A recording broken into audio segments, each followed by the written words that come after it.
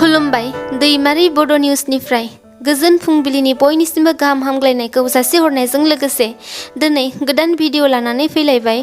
नोंथांमोना भिडिअखौ जोबजासिम नायगोन होनना मिजिंथियो। फैदो दानिया खौरांफोरखौ खोनासंदिनि। नोंथांमोननि आखायाव आरो सानब्रैल'सो दंसै। दानिया हाथाय बाजार आरो गलाफोरनिफ्राय 10 रांनि हाफ लिटार दैनि बथल गोमानानै थांसिगोन।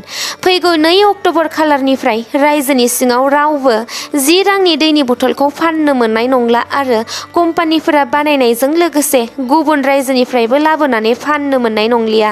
2 अक्ट'बर गान्धी जयन्तीजों लोब्बा लानानै दानिया आसामाव 10 रांनि हाफ लिटार दैनि बथलनि सोलाय 20 एबा 40 रांनि 1 लिटार एबा 2 लिटार दैनि बथलखौसो बायनो नांसिगोन। बांद्राय प्लास्टिक बथल बाहायनायनि थाखाय आबहावाया गोबां गोहोम गोग्लैनायजों लोगोसे खहा खालामो। बेखायनो रायजो सोरखारा 10 रांनि दैनि बथलखौ 2 अक्ट'बरनिफ्राय बन्द' खालामनानै होबाय होनना फोसावो।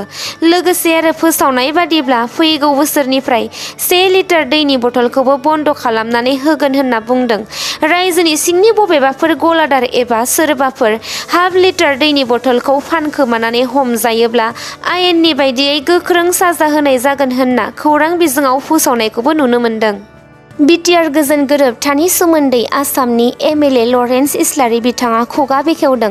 बिथाङा बुंदों दि बिटिआर गोजोन गोरोबथा खालामनायनि गुबै थांखियानो जादों बिटिसिनि हा सिमाखौ बारायहोनाय। बिनि लेखायै बिटिसिनि सिमाया गहपुरसिम बारायबाय आरो बेनो बिटिआर गोजोन गोरोबथानि गुबै थांखिमोन आरो बे थांखिया जाफुंबाय होननानै बिथाङा बुंदों। आरोबाव बिथाङा बुंबावदों दि बिटिसिआव खायफा खामानिया 80% जाफुंबाय आरोबाव खायफा खामानिफोरा 70% जाफुंबावबाय। आद्रा थानाय माखासे खामानिफोरखौ आसामनि गिबि मन्थ्रि मानगोनां डक्टर हेमन्त बिश्व शर्माया 100% मावफुंजोबना होगोन होननानै इउपिपिएल दोलोनो खोथा होदों होननानै बुंदों। लोगोसे बिटिआर गोजोन गोरोबथानि दफायाव थानाय आद्रा खामानिफोरखौ लासै लासै मावफुंजोबगोन होननानै बुंदों बिथाङा। आरोबाव सासे बर' लाइमोननि जिउ गोमालायबाय। क'क्राझार जिल्लानि सिङाव थानाय गसाइगाव हालामनि सुरिबारि गामिनि राजा नार्जारि मुंनि गुवाहाटी नोगोरमायाव थानाय डिएस ग्रुपआव खामानि मावोमोन। खौरां बिजोंनिफ्राय मिन्थिनो मोननाय बादिब्ला राजा नार्जारिखौ थांनाय 23 सेप्तेम्बरनिफ्रायनो गोमानानै दं होननानै मिन्थिनो मोन्दों आरो बिथांखौ मैया जिउ गैयै खास्रि बिस्रि थासारियाव गंसे भारा न'नि खिखरसालिनिफ्राय बोखांनो हायो। नाथाय राजा नार्जारिया माबोरै थैखो बेनि जाहोनखौ दासिमबो मिथिनानै मोननाय जाथ'वाखै।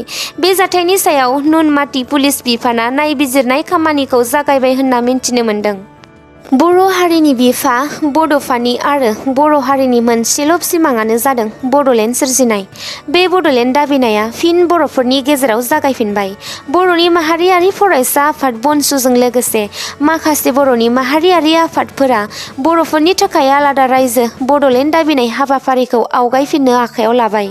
थांनाय 2020 मायथाइनि 27 जानुवारि खालारखालि बर'नि 3थि बिटिआर गोजोन गोरोबथानि दारै आलादा रायजो बड'लेण्ड दाबिनाय हाबाफारिखौ दोनथ'नाय जादोंमोन।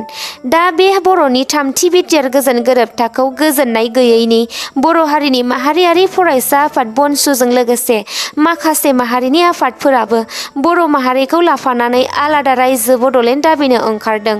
बिनि लेखायै बनसु आफादा थांनाय 26 सेप्तेम्बर खालारखालि उदालगुरि जिल्लानि नलबारि गेलेग्रा फोथाराव मोनसे मेगा मास गेदारिं हाबाफारि लानाय जागौमोन। नाथाय दा बे मास गेदारिं हाबाफारिखौ फासयनानै 7 अक्ट'बर खालारखालि लाफिननाय जासिगोन। मानोना दासान्दि फरायसाफोरहा फरायसालिफोराव आनजाद सोलिगासिनो दं। बेनिखायनो बनसु आफादनि बुंथिगिरि बिथाङा फैगौ 7 अक्ट'बर खालारखालि आलादा रायजो बड'लेण्ड दाबिनायनि सार्थआव गासैबो रायजो राजाफोरजों लोगोसे फरायसा फरायसुलिफोरखौ उदालगुरि नलबारि गेलेग्रा फोथाराव मेगा मास गेदारिं हाबाफारियाव लोब लोब फैनानै मदद खालामनो बयनिसिमबो खावलायहरदों। लखिमपुर जिल्लायाव एसपि आनन्द मिश्रानि आरोबाव मोनसे जाफुंसारनाय।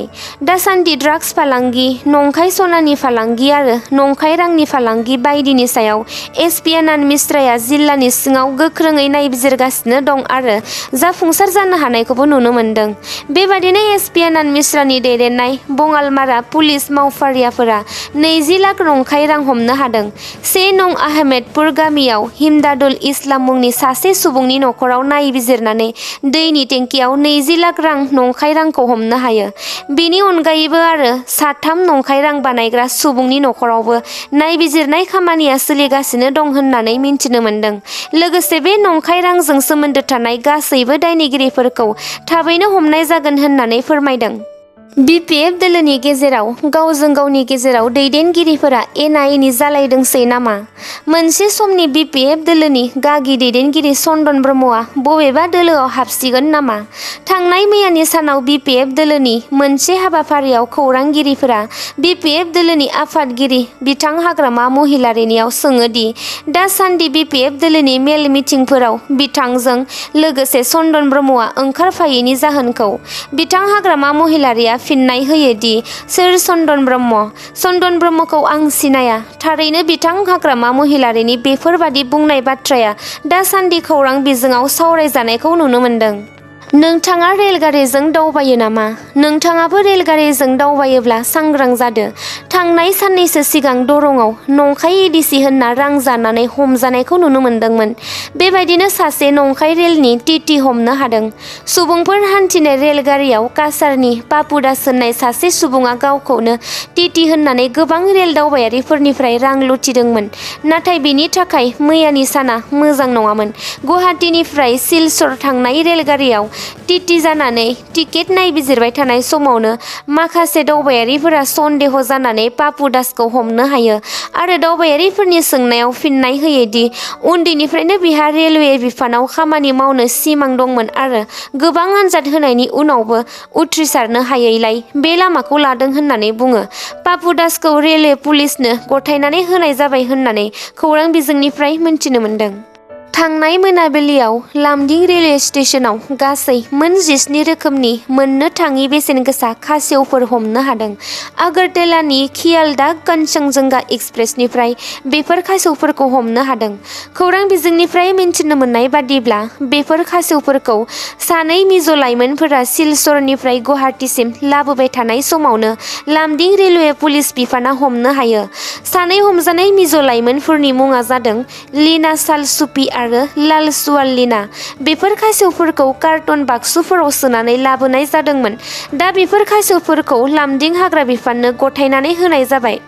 क'क्राझार जिल्लानि सिङाव थानाय दतमा आवलागुरि गामिनि सासे बर' आसाम पुलिस मावफारियाया गोमानानै दङ। बिथांनि मुङा भद्रकान्त बसुमतारी। बिथाङा साख्रि मावनाया 22 बोसोर जाबायमोन। मिथिनो मोननाय बादिब्ला बिथाङा मेलेमारि एसे जेंना दंमोन आरो बिथांखौ फाहामथाय होबाय थानायबो जादोंमोन। बिथांनि मेलेमारि जेंनाखौ नुनानै गोजौ बिबानगिरिफोरा बिथांखौ साख्रिनिफ्राय आजिरा होनाय जादोंमोन।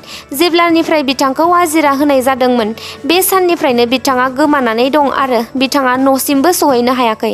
बेनिखायनो नोंथांमोना बिथांखौ नुयोब्ला गाहायाव होनाय स्क्रिनाव कन्टेक्ट खालामना खोन्थानानै हरनो थाखाय खौरां बिजोङाव खावलायहरदों। दिनैनि खौरांफोरा एसेनोसै। भिडिअखौ नायनानै मोजां मोनदोंब्ला नोंथांमोना अन्नानै लाइक, शेयार, कमेन्ट आरो साबस्क्राइब खालामनानै होदो। गोजोन्थों।